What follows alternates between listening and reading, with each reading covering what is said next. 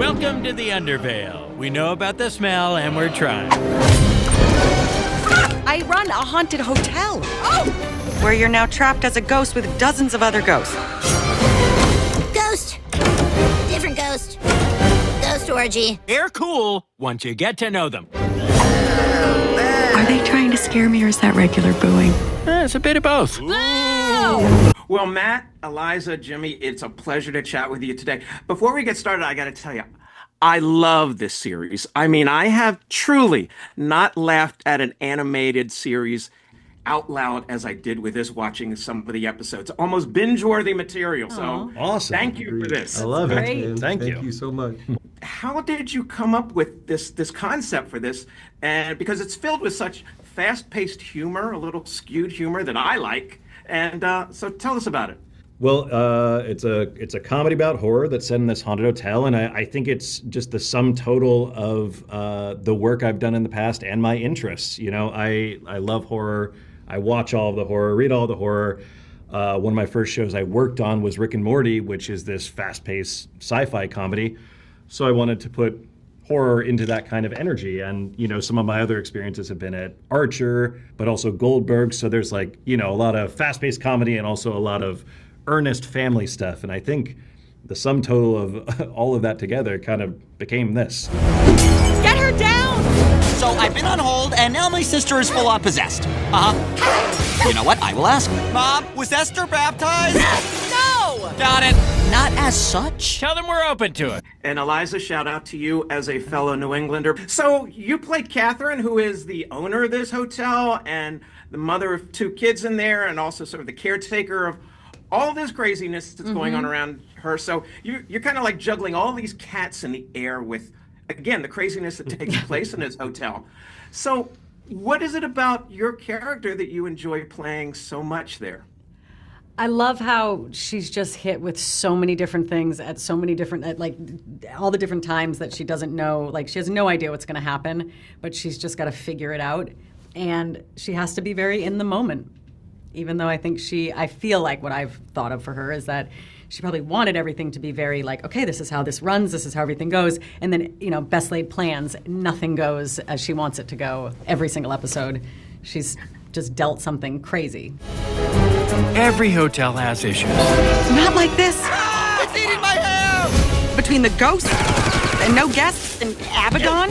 What's wrong with Abaddon? He's a demon trapped in the body of a little boy from the 1700s. So I enjoyed that. I loved that kind of bewildered and then also like, oh, I've got to deal with this. Okay, let's do this. And then there's you, Jimmy. And you've got you get some great lines in this series. A little boy from the 1700s. This vessel requires Fruit Loops. It's Cheerios or nothing. Every time you work on a production, it's kind of decided how it will feel by the showrunner and the creator. And so Matt's just kind of created this energy of, it feels like it's his brain come to life. And so it's so accessible to find that stuff. And the writer's room is so great. They just all have their finger on the pulse of like what is truly funny. And then also in the horror landscape, they're all like half of them are horror files, so you have so much richness. But then Abaddon's discovery of like the simple joys in life, despite being a 1,000-year-old demon trapped in a body he doesn't like, is such a joy. Come on, you don't remember me? Abaddon from hell. Oh, right. Abaddon. How's it going, man? And it all comes from a real place of understanding like what it's like to be a human being. And that's part of the show. Yeah. And Matt, I'm a huge horror fan as well. I grew up watching, a show called Chiller Theater every Saturday night when I was around 10 years old. Answer one question for me. During the Raleigh Fluffs episode, I think number 5, is that a shout out to Donald Sutherland in Invasion of the Body Snatchers? It is, yes. The teacher who's possessed. Yeah, there are a number of shout outs in that episode, but you got it. Yeah. Oh. Well done. Will we see more of that kind of thing as the series progresses? I'd love to see it. If you watched carefully, I did a roundup so that Netflix could put out an article. I counted like 85 horror Easter eggs in the show. Wow. Yeah. There's stuff on the back walls. There's shot choices. There's lines. The thing is just jam-packed with stuff you don't need to know to enjoy the episode. But if you know horror, you might recognize it. Well, the animation is great too. I mean, the style of that, and again, even in this Raleigh Fluffs episode, there's a whole lot going on the screen. But I see one of the Raleigh Fluffs just drinking, with his tongue, and it's just a subtle little detail that, a shout out to all your animators for this. Oh yeah, they did great. Like if you watch, I like watching the characters' hands because they made so many small choices with gestures that could have just done this. Yeah. You don't need to That's animate true. the fingers, but That's really cool. they did. Right. We did, and it looks great.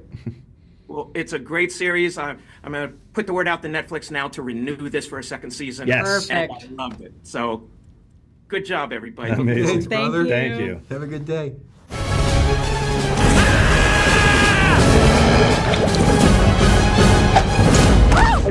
You're out of this. This hotel has a darkness. We're going for a classic haunting, scary but fun scary. Which means no murderers or perverts or pervert murders.